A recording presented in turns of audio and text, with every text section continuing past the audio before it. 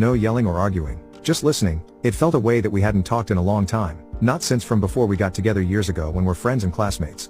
Sometime during the second week I had hit a point where I felt extremely ill and I didn't want to talk or do anything, but I couldn't sleep either because I kept on coughing. She didn't go to work that day and stayed beside me for a long while. We didn't talk at all, but she made sure I was still eating and drinking water.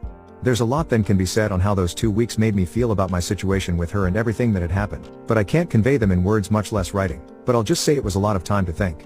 Since I've recovered, I had been trying to make a bigger effort to talk with her, but at the same time not trying to make it feel forced as it may have felt a month ago. Just random conversations about random things, about how her photos were going, how work was doing, if she liked her a boss, just whatever. She spent less time in her room and more time in the living room with me when I had gotten home, just talking about her day and work, customers and coworkers, and in turn I told her about my day. Gradually within these weeks it feels as if the transition of being in relationship to being friends is a lot more apparent, and it feels better and more organic this way as it's